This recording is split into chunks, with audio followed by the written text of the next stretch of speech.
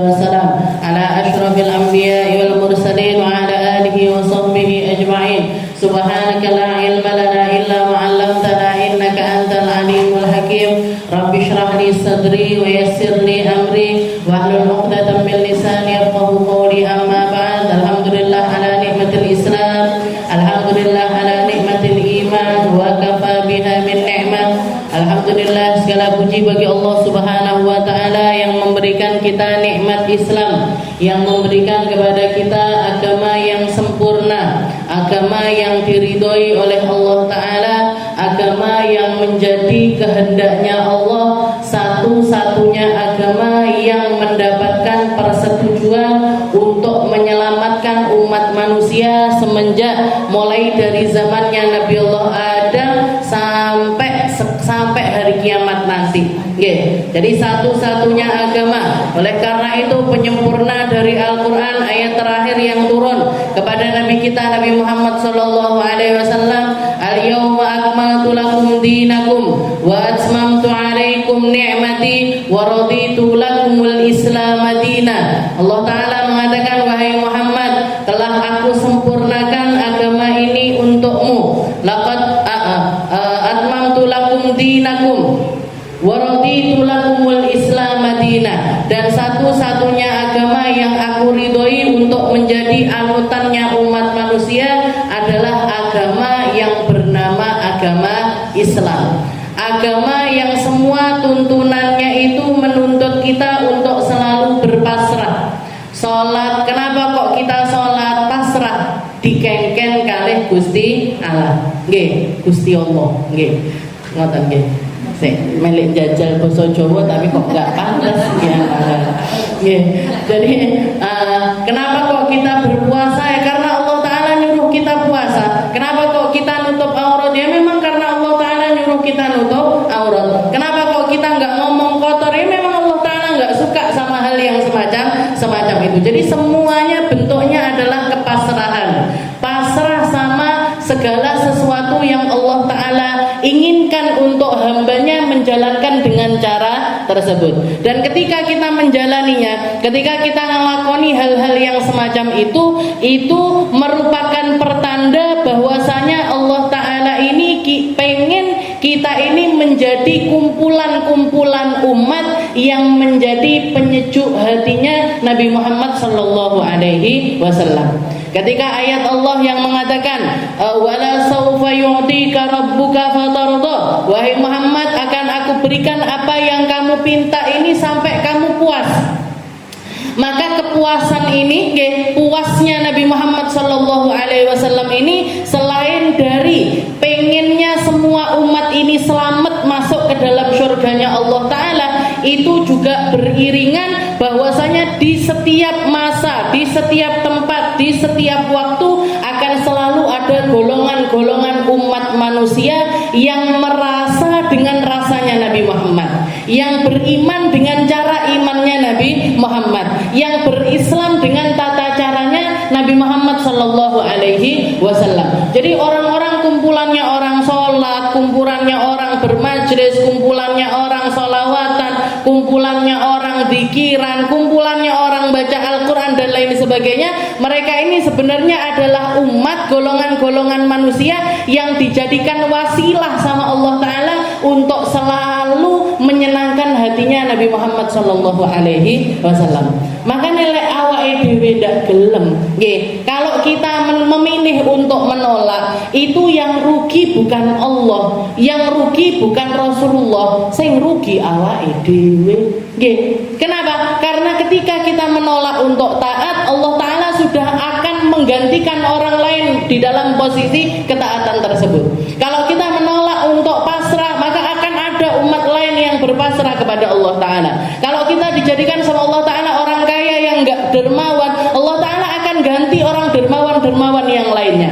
Nggih, buktinya nyata bisa kita lihat. Pian delok kabeh kampung, kabeh desa, kabeh tempat di muka bumi ini Allah taala selalu nyediakan. Nggih, enek ae wong orang-orang yang kepikiran yo gawe masjid ning kene, yo gawe musala ning kene, yo gawe kumpulan yasinan ning kene, yo gawe kumpulan tahlilan ning kene. Ada, selalu ada. Dan itu Allah Ta'ala. Berarti apa? Ketika kita nolak untuk ada di dalam golongan-golongan yang semacam itu, orang lain nanti yang akan gantikan tempat kita. Jadi bukan kitanya yang dilihat sama Allah Ta'ala, tapi karena senengnya Nabi Muhammad Sallallahu Alaihi Wasallam, yang kesenangannya Nabi Muhammad ini di mana? Kesenangannya Nabi ketika melihat umatnya ini jalan di jalan takwa. Karena ketika mereka ada di jalan takwa, potensi untuk selamatnya sampai masuk ke surga itu lebih besar. Ki gampang iki nyelamet nenek. Lek wis taat ini nanti gampang. Masukinnya mereka ke dalam syafaatnya Nabi, masukinnya mereka ke dalam surganya Allah Ta'ala itu menjadi lebih mudah dibandingkan mereka-mereka yang tetap memilih untuk berkubang di dalam maksiatnya, apalagi di dalam kekufurannya. Lek wis kufur wis Nabi Muhammad angkat tangan. Karena kuncinya orang selamat ini ya la ilaha illallah Muhammadur Rasulullah. Lek wis gak gelem la ilaha illallah, gak mau Muhammadur Rasulullah, gimana caranya Nabi Muhammad untuk menyelamatkan hamba tersebut? Jadi sesuatu yang harus selalu kita datangkan untuk masuk ke dalam list perkara-perkara yang kita syukuri. Jadi bersyukuri, syukuran nih gak mek omah anyar apa nih? Duwe putu anyar, duwe putu anyar, duwe usaha anyar, enggak cuma itu syukuran itu. Syukuran nih hal-hal semacam ini kudune awake dhewe syukuran. Harusnya itu kita itu bersyukur atas nikmat-nikmat, karena bahkan ini lebih besar dari nikmat itu semuanya. Lek awake dhewe duwe anak, ya lek iso didik, lek enggak, ya lek bisa ngurus nih, lek enggak, ya lek bisa nuntun, kalau enggak, potensi kita untuk malah terseret mereka masuk ke dalam neraka lebih banyak. Kalau Ustadz Aziz kapan hari itu ketika ceramahnya beliau mengatakan berapa banyak orang-orang yang di alam kubur ini sekarang teriaknya sama Allah Ta'ala, ya Allah Gusti, kenapa kok saya ini nggak dijadikan orang mandul aja? Kenapa kok saya ini nggak jadi orang yang nggak punya anak aja sekalian? Dua anak ditinggal mati orang tuanya, bukannya ninggalkan kebaikan, bukannya ngirimkan doa, bukannya malah taat, harta yang dicari dengan jerih payah yang luar biasa, malah justru dinikmati anak cucunya untuk melakukan berbagai macam kemaksiatan. Orang melok maksiat entuk kirimane dosa. Berapa banyak itu orang di kuburan itu yang teriak, ya Allah, kenapa kok saya nggak mandul aja? Kenapa kok saya nggak punya anak aja sekalian? Karena saking beratnya apa yang mereka dapatkan di alam kubur gara-gara kelakuane anak-anake, gara-gara kelakuane putu-putune. Ya muga-muga awake dhewe dadi wong apik, anak putune awake dhewe nggih dadi wong apik, dijaga sama Allah Ta'ala dari segala macam keburukan. Kita lanjutkan pembahasan kita di dalam kitab Bidayatul Hidayah ila an qala al-muallif rahimahullahu ta'ala wa nafa'ana bihi wa bi'ulumihi fid dharain amin. Al-qismu tsani al-qaulu fi ijtinabil ma'asi. Kita masuk ke dalam kisim yang kedua, kelas 2. Lek ini kelas 1. Pembahasannya masalah ibadah. Munggah iki. Naik kelas kita. Ya muga-muga sing kelas 1 ini ndak gagal ujiannya. Gak gagal ujiannya. Mlebu kelas loro. Jadi kitab ini memang terbagi menjadi dua bagian. Bagian 1 adalah tentang ibadah yang ngatur tentang kehidupan kita kepada Allah Ta'ala, gimana caranya sholat, puasa. Terakhir kemarin adalah bab puasa. Sedangkan ini adalah bagian yang kedua, yaitu fijtinabil ma'asi. Kalimat-kalimat yang membahas tentang ijtinabul ma'asi, menghindari berbagai macam maksiat, menjauhi berbagai macam maksiat. Dohiran wa batinan. Dohir batinnya dosa ini kita diperintahkan sama Allah Ta'ala untuk menghindarinya. Allah Ta'ala mengatakan wadaru dohiral ithmi wa batinah. Jauhi, hindari dosa dohir, dosa batin. Dosa dohir, dosa batin itu tinggalkan semuanya, karena semuanya berpotensi merusak apa yang sedang kamu lakukan. Makanya beliau mengatakan i'lam annad-din syatran. Ketahuilah bahwasanya agama ini terbagi menjadi 2 bagian. Jadi kita ini agama Islam ini, isi di dalam agama ini ada 2 macam. Ahaduhuma tarkul ma'asi wal akhar fi'lut ta'ah. Yang separuh adalah tentang meninggalkan maksiat, separuhnya lagi adalah tentang menjalani ketaatan. Nggih, separuhnya meninggalkan maksiat, separuhnya lagi melakukan ketaatan. Meninggalkan maksiat ini gimana? Yo wayahe wong ghibah awake dhewe enggak ghibah. Nggih, wayahe wong ngapusi awake dhewe ndak melok-melok ngapusi. Nggih, waktunya orang kumpul-kumpul campur di dalam laki perempuan yang bukan mahram, kita menghindari hal tersebut. Banyak orang buka aurat, kita milih untuk nutup aurat. Itu namanya tarkul ma'asi, meninggalkan maksiat. Sebagian lagi isi dari agama ini adalah fi'lut ta'at, melakukan ketaatan. Ya sholat, ya poso, ya dzikiran, ya baca Al-Quran, ya bertasbih, dan lain sebagainya. Nggih, nuntut ilmu, ini semuanya termasuk fi'lut ta'at. Nggih, termasuk melakukan ketaatan. Wa tarkul manahi wal asyad. Nggih, katanya Imam Al-Ghazali, ninggalkan maksiat itu lebih diprioritaskan ketimbang kita melakukan ketaatan. Menghindari maksiat itu lebih diutamakan ketimbang kita itu melakukan ketaatan. Nggih. Jadi dari dua kelompok ini, nggih, dari dua bab ini tadi, dari dua bagian ini tadi, yang akan kita bahas itu sebenarnya lebih afdol ketimbang yang kemarin kita bahas. Nggih. Kenapa kok seperti itu? Karena enggak semua orang bisa menghindari kemaksiatan, tapi semua orang bisa melakukan kebaikan. Okay. Semua orang bisa melakukan kebaikan, tapi nggak semua orang bisa menghindari yang namanya maksiat. Okay. Lek wis kesalahan, lek wis dosa, itu ninggalinnya lebih sulit dibandingkan ketika kita mau melakukan sebuah kebaikan. Nggih, arepe melok majelis gampang. Nggih, mau ikut majelis datang, duduk, dengarkan, itu lebih gampang ketimbang kalau kita itu meninggalkan maksiat. Nggih, itu perkataan dari Imam Al-Ghazali. Makanya kalau guru saya Bapak Nur itu senangannya kalau baca kitab Bidayatul Hidayah mulainya dari tengah ini. Nggih. Jadi bab yang bahas tentang tarkul maksiyah itu justru didahulukan, baru setelah itu bahas tentang melakukan ketaatan.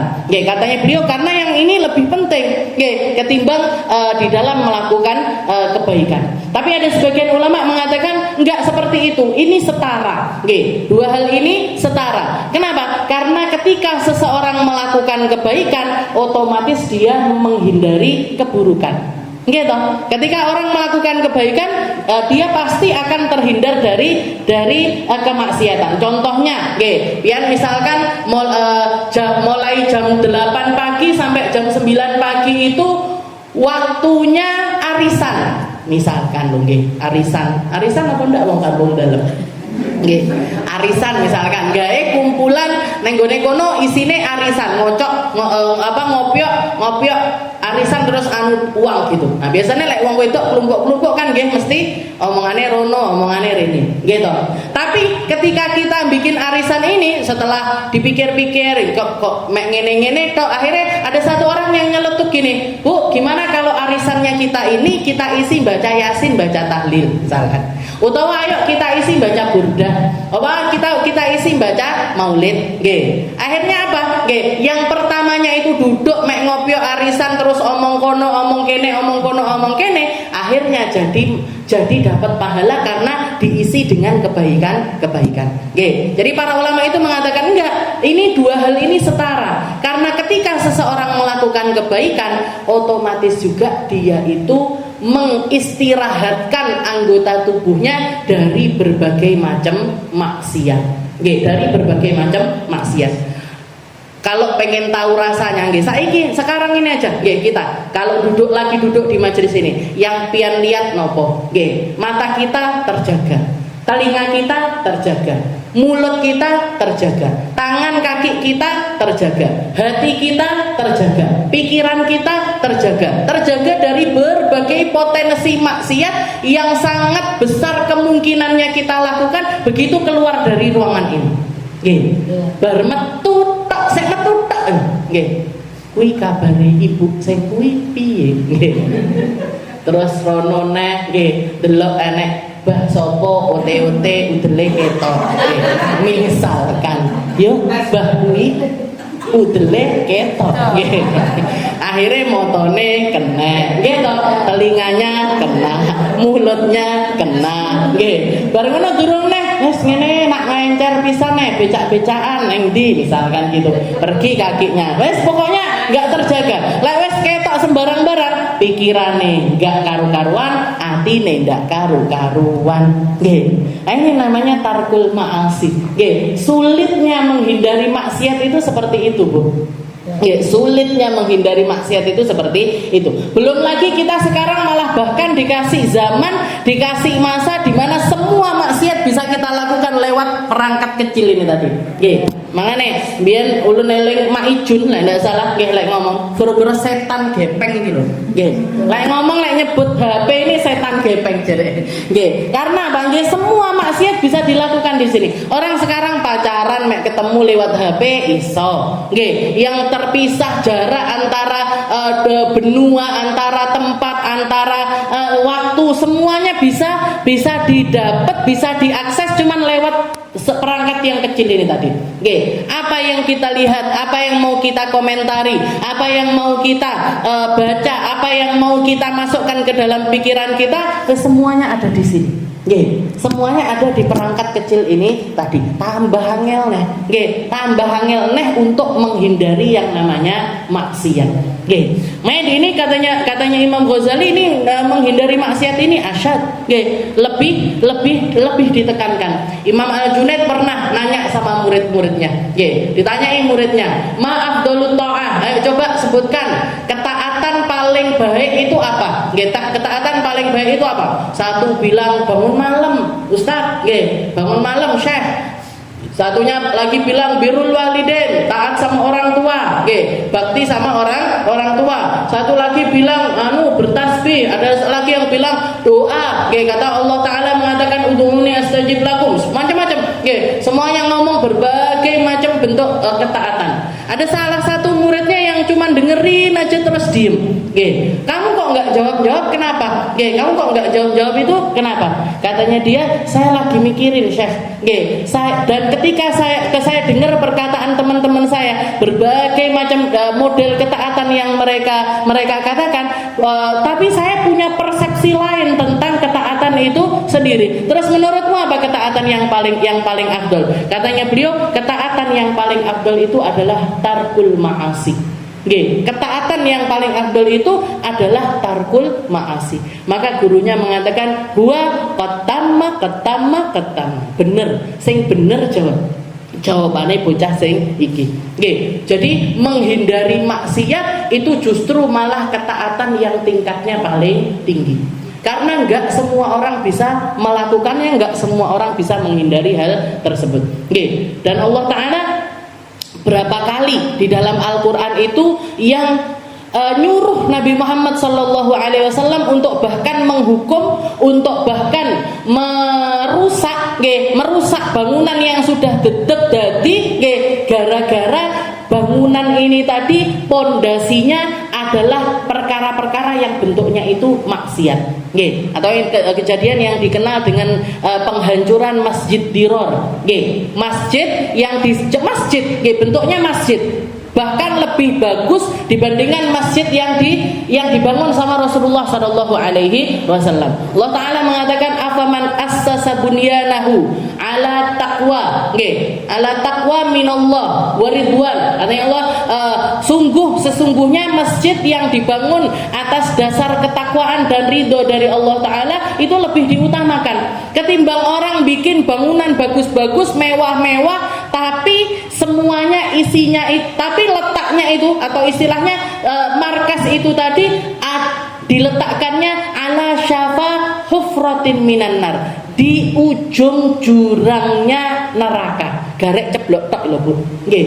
Kenapa? Karena niatnya salah, karena keinginannya salah, karena didasari dengan sesuatu yang salah, didasari dengan tujuan yang salah. Ini perkara kebaikan ini tadi sekalipun itu kalau misalkan dihadapkan di sisi Allah Ta'ala, galek diguling netak mlebu ning neraka.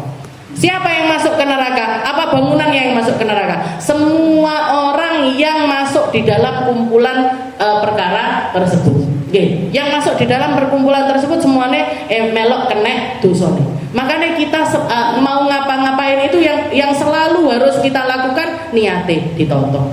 Tujuannya ditoto. Arabnya apa ae?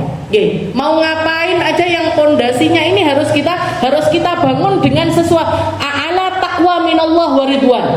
Atas dasar ketakwaan sama Allah, atas dasar nyari ridhonya Allah. Orang mau nikah, kalau misalkan pondasinya keinginannya nikah ini semata-mata karena cinta, karena hawa nafsu, karena keinginan duniawi, nyapa kok awakmu gelem dilamar karo wong kuwi sugih kok mosok ora gelem misalkan.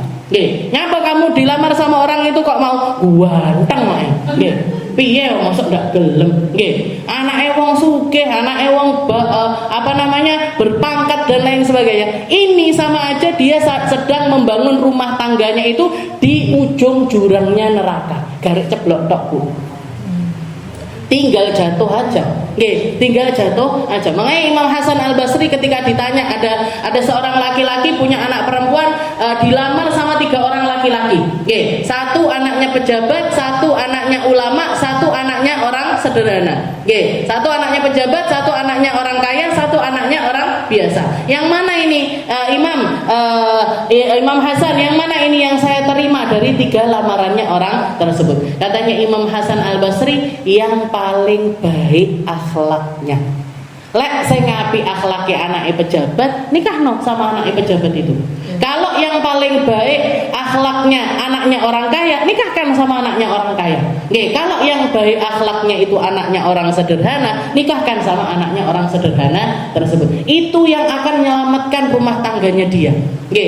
Jadi segala sesuatu, pernikahan, bikin majelis, bikin kumpulan, bikin kerjaan, masalah pekerjaan, masalah pondok pesantren, sekolahan dan lain sebagainya, apapun yang kita lakoni, kalau dasarnya ini bukan 2 perkara ini, takwa minallah wa ridwan, nyari ridhonya Allah, dilandasi dengan ketakwaan kepada Allah Ta'ala, ini sama aja kita lagi nempatkan diri kita dan semua orang yang terlibat di dalam hal tersebut untuk berdiri di ujung-ujung jurangnya neraka, garek nyemplung. Na'udzubillahi min dzalik. Makanya majelis ini kenapa kok kita majelisan di sini? Ya karena kita pengen bahas kitab Bidayatul Hidayah. Kenapa kok kita bacanya yang dibaca adalah Hizib Nasr? Hizib Nasr ini tinggalannya ulama terdahulu. Guru saya ngajarkan kalau habis zuhur yang dibaca zikir ini.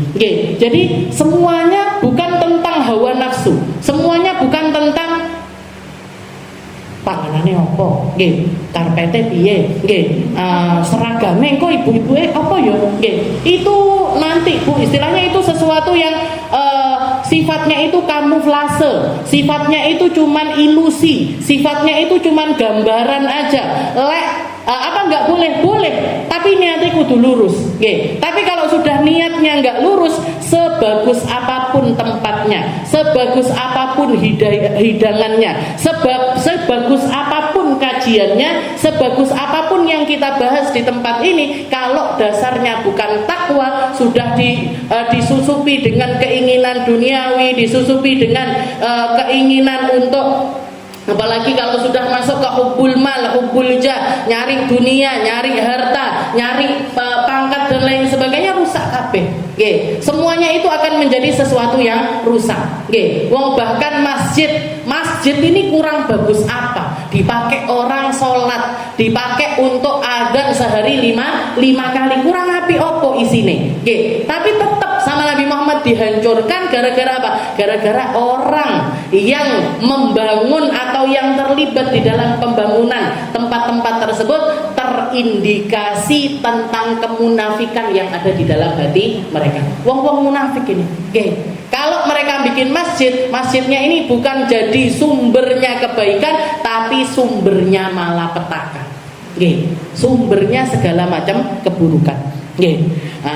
Jadi watarkul manahi wal asyad. Nggih, udah istilahnya mangane kudu dilurus neneh. Nggih, berarti engko lek nyeleweng niate salah dibalik neneh.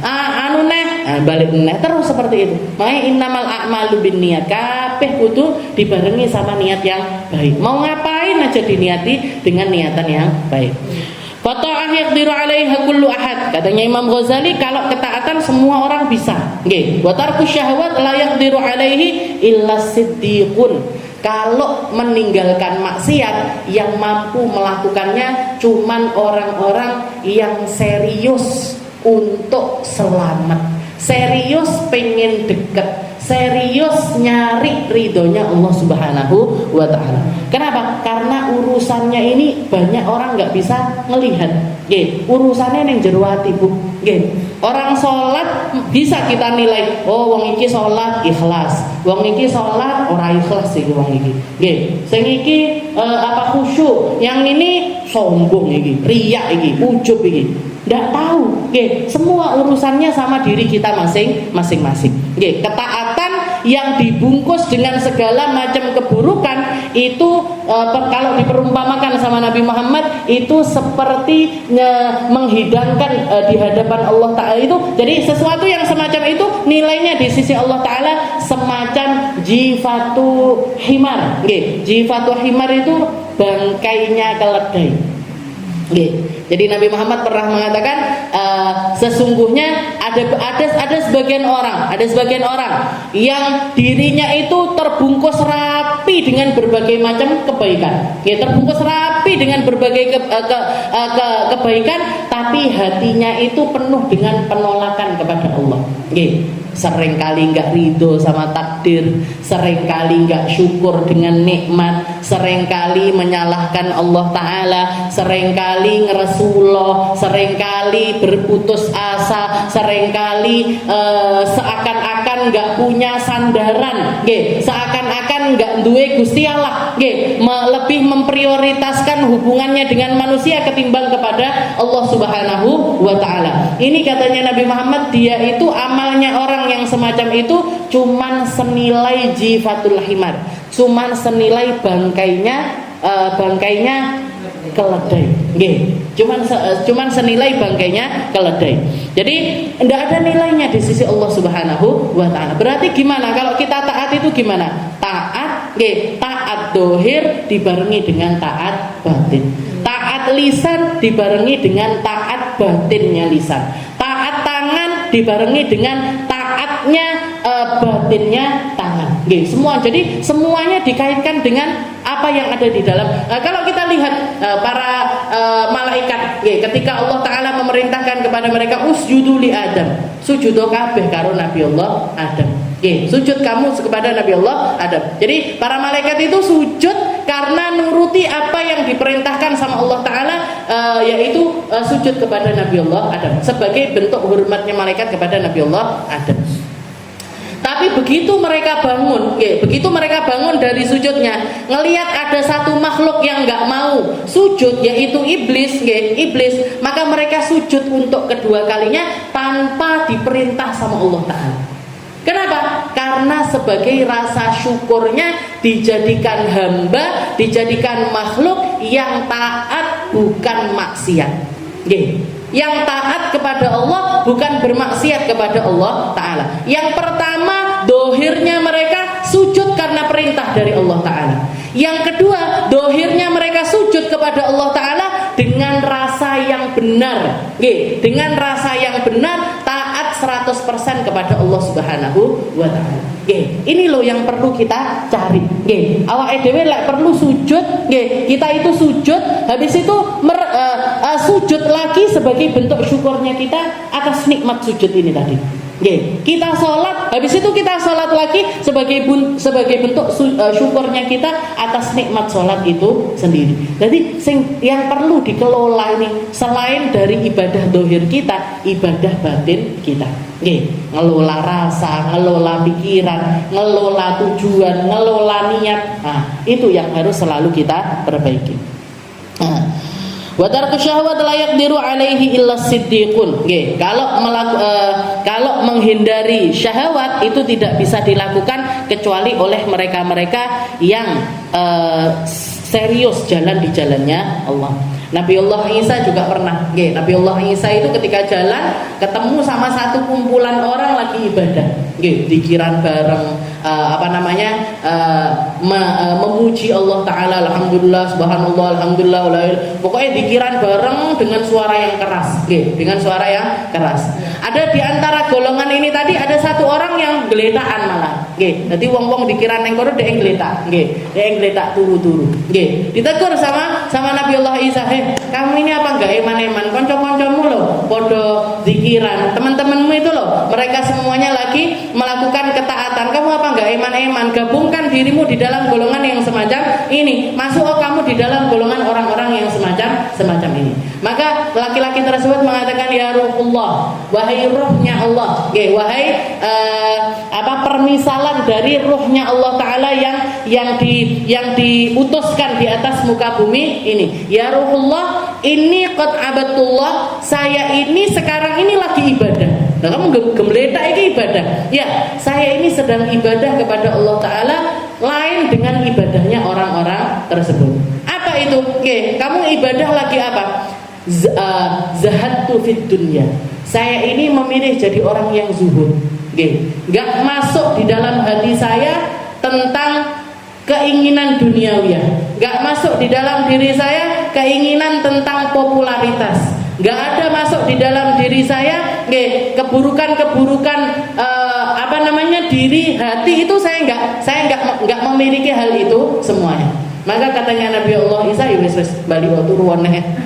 Turu neh ndak usah melok wong kuwi ndak apa-apa. Kamu ibadahmu ini tadi adalah ibadah yang belum tentu orang yang dikiran itu bahkan mampu melakukan hal tersebut. Makanya perlu dikoreksi awake dhewe teko ning majelis, kita sholat, kita ibadah, yang perlu dikoreksi lagi ini, atine awake dhewe piye? Masihkah sering berprasangka buruk sama orang? Masihkah sering nyangka-nyangka hal-hal yang enggak benar tentang orang lain? Nah, ini yang harus dipreteli. Ben ibadahnya bukan cuman ketok-etok ibadah, tapi sampai ke dalam batinnya pun juga kita beribadah kepada Allah Subhanahu wa taala. Walidzalika qala Rasulullah sallallahu alaihi wasallam. Oleh karena itulah Nabi Muhammad juga mengatakan, al-muhajir man hajarasu wal mujahid man jahada hawa. Jadi orang yang hijrah itu, orang sekarang banyak pakai kalimat hijrah. Saya sudah hijrah, saya sudah berubah. Apa hijrah piye? Hijrah itu yang bagaimana? Al-muhajir man hajarasu. Orang yang hijrah itu adalah mereka-mereka yang meninggalkan segala keburukan. Mau itu keburukan dohir ataupun juga keburukan batin. Apa yang memang terlihat buruk kita tinggalkan, apa yang terasa buruk juga kita tinggalkan. Jadi apa yang terlihat buruk kita tinggalkan, maksiat-maksiat dohir kita tinggalkan, yang terasa buruk juga kita tinggalkan. Rasa ndak enak ning jero ati, sempit di dalam hati, buruk sangka di dalam hati, rasa dan sumpek hati itu kan kerasa, Bang. Pian kalau lagi sedih kan koyo ati koyo diremet-remet, rasanya itu sempit, rasanya itu sesek, rasanya itu nggak bisa ngomong, kelu lidah kita untuk ngomong, kelu isone mek nangis, kadang gregeten ini segala macam, berarti kan terasa. Jadi rasa-rasa nggak enak itu tadi juga harus kita bersihkan. Al-muhajir man hajarasu. Yang dimaksud dengan orang hijrah itu adalah yang meninggalkan segala keburukan. Wal mujahid man jahada hawa. Sedangkan orang yang berjihad, siapa? Hakikatnya orang berjihad ini yang gimana? Mereka-mereka yang selalu mujahadah hawa. Jadi orang-orang yang selalu mengelola hawa nafsunya, mengelola keinginan-keinginannya, mengelola apa apa yang menjadi tujuan di dalam kehidupannya dia. Puncaknya nanti mana? Puncaknya seperti yang dikatakan sama Nabi Muhammad, la yu'minu ahadukum hatta yakuna hawahu taba'an lima ji'tu bih. Tidak sempurna iman seorang hamba sampai hawa nafsunya ini beriringan dengan apa yang datang kepadaku.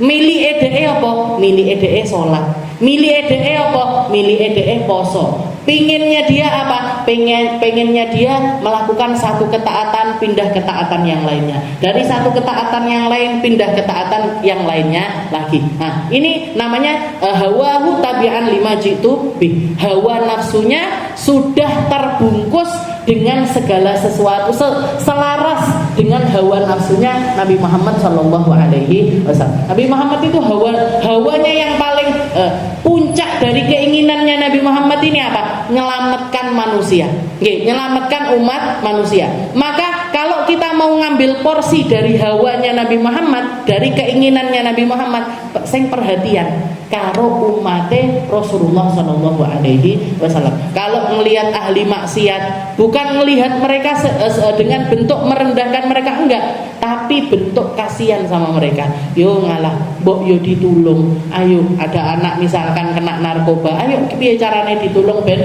ndak kena narkobane. Ada anak melakukan maksiat, ada orang melakukan maksiat, ayo piye carane ben wong iki ndak maksiat, dituturi, dinasehati, diomongi. Enggak cuman wis bocah kuwi yae. Jangan gitu. Jangan maksiat. Seakan-akan orang maksiat ini ndak iso berubah. Seakan-akan orang maksiat ini nggak mungkin selamat, mesti suul khotimah. Nggak seperti itu, Bu. Kita bahkan belum tentu. Nggak ada yang sudah pasti selamat, itu nggak ada.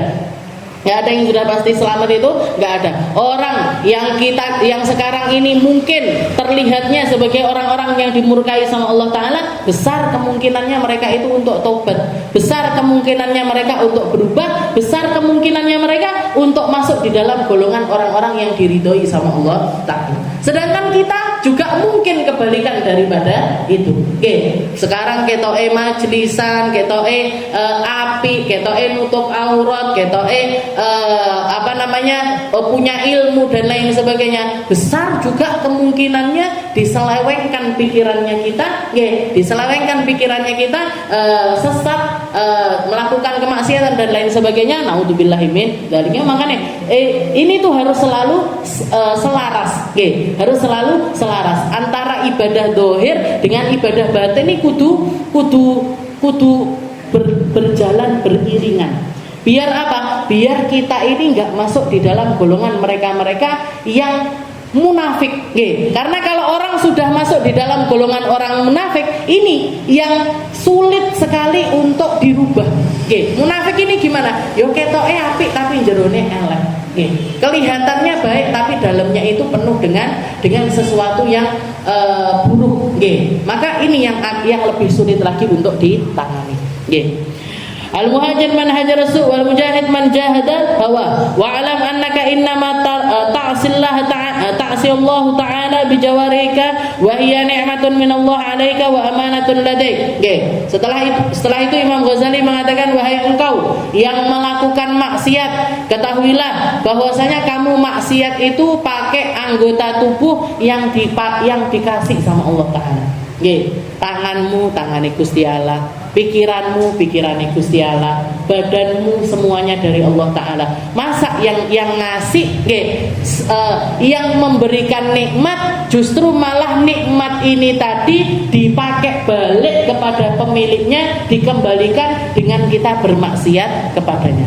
Mosok wong di sini tapi nggak terima kasih.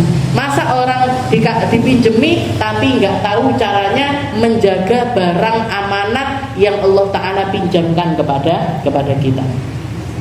Nikmatun minallah alaik wa amanatun ladaik fasti'anatuka binikmatihi ta'ala ala maksiatihi ghayatul kufran. Katanya beliau, kamu ketika bermaksiat, kamu ketika menggunakan anggota tubuhmu untuk bermaksiat kepada Allah Ta'ala, ketahuilah bahwasanya itu puncaknya kekufuran. Nggih, puncaknya orang yang nggak tahu diri, puncaknya orang yang nggak ngerti caranya berterima kasih kepada Allah Subhanahu wa taala. Wa khiyanatuka fi amanatin, dan kamu sedang berkhianat terhadap amanat yang Allah taala berikan. Auda'akaha Allahu ghayatut tughyan. Nggih, kamu dipinjemi sama Allah taala dan kamu melampaui batas di dalam muamalahmu terhadap semua nikmat tersebut. Fa inna a'dha'uka ri'ayat, sesungguhnya semua anggota tubuhmu itu semacam tanggungan-tanggunganmu. Nggih, kayak tanggungan-tanggunganmu, fandur kaifa tar'aha. Maka lihatlah gimana cara kamu mengelola semua anggota tubuh yang Allah taala berikan kepadamu.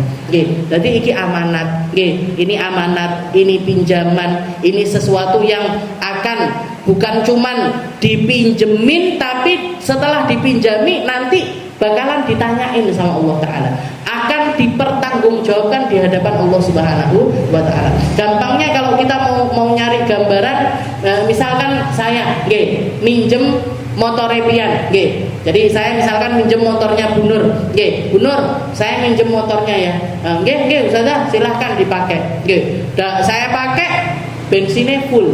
Nggak ada cacatnya, spionnya enek, semuanya ada, semuanya baik-baik saja.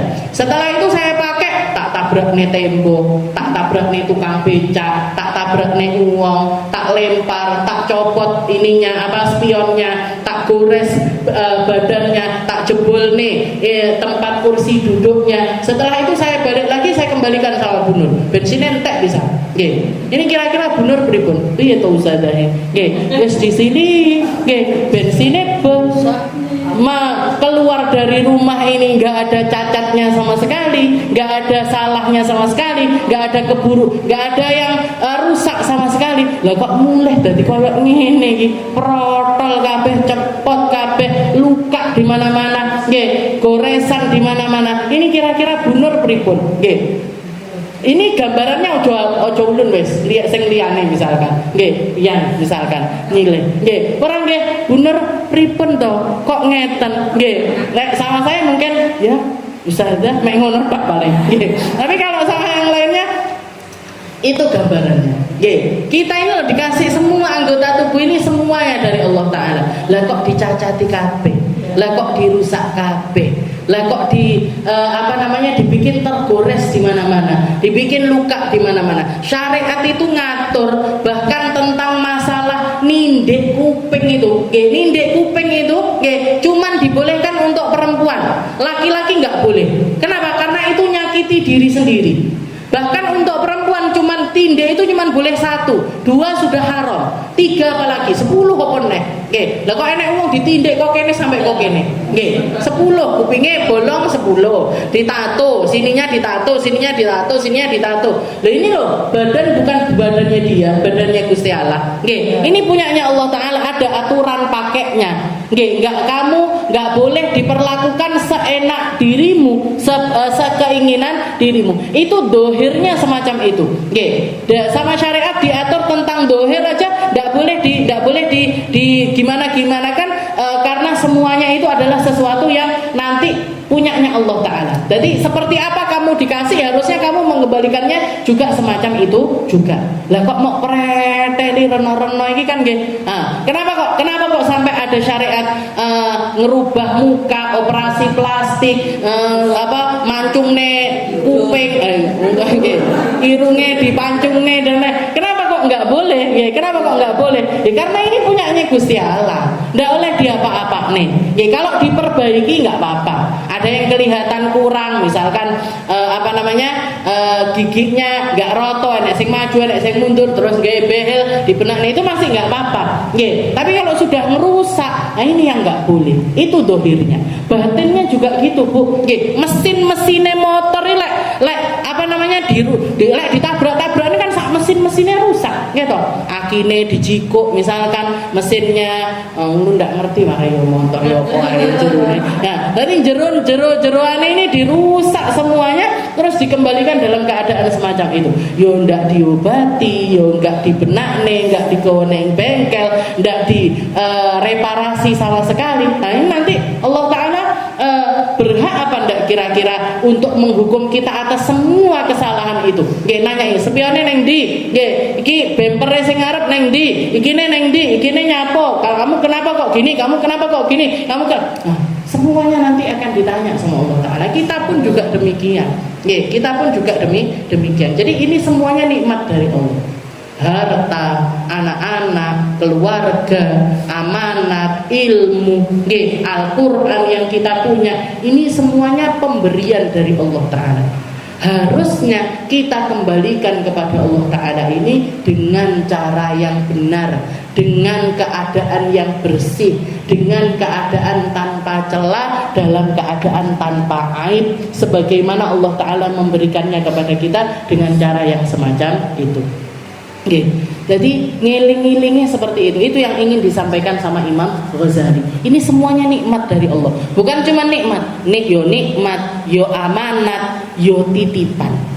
Ya nikmat, ya amanat, ya titipan. Nikmat kenapa? Karena kita dengan semua kenikmatan ini Allah Ta'ala memperbolehkan kita, mempersilahkan kita untuk menikmatinya dengan cara-cara yang benar. Diolehi, kita dikasih mulut sama Allah Ta'ala, silahkan kulu washrabu, kulu silahkan makan, silahkan minum, silahkan makan, silahkan minum, halalan thayyiban, yang halal, yang thayyib. Mau kamu pengen sayur-sayuran, monggo. Mau pengen daging-dagingan, monggo. Kamu pengen buah-buahan, monggo. Dipersilahkan, ini nikmat dari Allah Ta'ala. Tapi ada aturan mainnya ini mulut ini tadi. Ojo dingge nyelatu uang, ojo dingge nyakiti hatinya orang, jangan dipakai ngomong kotor, jangan dipakai ngomong yang nggak benar, jangan dipakai adu domba orang lain. Ada aturannya. Biar apa? Biar mulut ini dohirnya ini balik ke Allah Ta'ala bersih secara dohir. Batinnya mulut ini juga kembali dalam keadaan bersih. Kalau enggak nanti dia yang ngomong, ya Allah, iki loh, nikmat mulut ini tadi, dipakai sama dia buat ngomongin orang itu, dipakai untuk dusta sama orang itu, dipakai untuk masalah berdusta ini. Bahkan Nabiullah Ibrahim itu menyesal di hari kiamat itu karena dua dosa mulutnya beliau. Karena dua perkara yang kita anggap ini sesuatu yang biasa. Kita anggapnya ini mungkin sesuatu yang biasa. Yang pertama perkataannya beliau yang mengatakan kepada Raja Namrud, teko sama patung yang paling besar ini. Kayaknya dia tahu deh. Kayaknya dia tahu kok patung-patung kecil lainnya ini semuanya kok terpenggal kepalanya. Kayaknya dia. Wong kapake yo enek ning gone gantungan lehernya dia. Kayaknya dia deh. Padahal kalimatnya ini kan buat mancing Raja Namrud kan. Biar dia mengatakan apa iso? Apa bisa? Terus habis itu ditimpa lagi sama Nabi Ibrahim, sudah tahu patung ini ndak iso nyapo-nyapo kok mau sembah. Dia itu loh ndak bisa nyelamatin dirinya sendiri. Lah kok malah kamu sembah, minta sehat, minta panjang umur. Dia loh nggak iso panjang umur. Dia itu loh nggak bisa panjang umur kalau kamu minta panjang umur sama dia. Jadi padahal kalimatnya itu untuk mancing perkataannya Raja Namrud. Tapi itu yang bikin Nabiullah Ibrahim mengatakan nafsi. Ndak iso. Aku dewi wedi nanti kalau ditanya sama Allah Ta'ala tentang kalimatku di saat itu, saya nggak ngerti gimana jawabnya kepada Allah Ta'ala. Nabiullah Isa karena perkataan umatnya, bukan perkataan dirinya. Karena perkataannya umatnya dicecer pertanyaan sama Allah Ta'ala, ya Isa bin Maryam, a'anta qulta lin-nasi ittakhiduni wa ummi ilahaini min dunillah. Kamu wahai Isa yang ngomong sama umatmu kalau kamu itu nyuruh sembahlah aku dan sembahlah ibuku. Dikatakan Nabiullah Isa gemeternya, nggak bisa jawab, speechlessnya, mikirnya untuk jawabi perkataan Allah Ta'ala ini makan waktu setahun, Bu. Makan waktu setahun. Sampai dikatakan semua yang ada di padang mahsyar itu mendengar gimana sendi-sendinya Nabiullah Isa ini, dari saking takutnya itu keluar bunyi gemeretak dari seluruh sendinya Nabiullah Isa. Baru setelah itu, setelah makan waktu setahun, baru beliau mampu jawab Allah Ta'ala. Dan kalimat pertama yang keluar dari lisannya beliau, Subhanaka ya Rabb, Maha suci Engkau ya Allah. Ma qultu lahum illa ma amartani bih. Saya enggak ngomong kepada mereka kecuali seperti yang jenengan perintahkan. Ani ibudullah rabbi wa rabbukum. Sembahlah aku, Tuhanku, sembahlah Allah, Tuhanku dan Tuhan kalian semuanya. Ini Nabi Allah Isa. Lah awake dhewe iki piye? Yang keluar dari lisan kita ini berapa banyak? Yang keluar dari lisan kita ini berapa macam? Segala hal yang pernah kita lakukan dengan seluruh anggota tubuhnya Allah Ta'ala ini semuanya nanti akan dipertanggungjawabkan di hadapan Allah. Fakullukum ra' wa kullukum mas'ulun an ra'iyati. Semua dari kalian adalah pemimpin dan setiap pemimpin akan dimintai pertanggungjawaban dari apa yang dia pimpin. Mungkin-mungkin sama Allah Ta'ala kita dibersihkan, mungkin-mungkin sama Allah Ta'ala kita diampuni, mungkin-mungkin sama Allah Ta'ala kita digampangkan untuk menghindari segala macam maksiat dohiran wa batinan, yang dohir, yang batin, yang kelihatan, yang enggak kelihatan, yang ketika di depan orang banyak, yang ketika kita sendirian, yang ketika bersama manusia, ataupun ketika kita berada di dalam kesendirian. Mungkin-mungkin semuanya diampuni sama Allah Ta'ala, mungkin-mungkin semuanya dihapuskan sama Allah Ta'ala, mungkin-mungkin semuanya kita dikasih kemudahan di dalam mengelola semua rasa-rasa tersebut, mengelola semua nikmat-nikmat tersebut, sehingga semuanya sesuai dengan apa yang diinginkan sama Allah Ta'ala, sesuai dengan apa yang diinginkan oleh Nabi Muhammad SAW. Dan mungkin-mungkin di sisa usia kita ini kita dijaga selalu, dijaga biar enggak maksiat, dijaga biar enggak salah, dijaga biar enggak kepleset, dijaga biar enggak melakukan berbagai macam hal yang akan memberatkan timbangan keburukan kita, yang akan memperburuk tulisan di dalam buku-buku catatan kita, yang akan membuat kita ini menyesal dengan penyesalan yang tiada tara di akhiratnya Allah Ta'ala. Dan semoga Allah Ta'ala mempermudah kita di dalam jalan hidayahnya, di dalam jalan inayahnya, di dalam jalan Islamnya, di dalam jalan imannya, sehingga kita masuk di dalam golongan mereka-mereka yang ridho kepada Allah Ta'ala dan diridhoi oleh Allah Subhanahu wa Ta'ala. Ala hadhihi niyah wa ala kulli niyatin salihah wa ila hadratin Nabi Muhammad sallallahu alaihi wasallam bisirril Fatihah.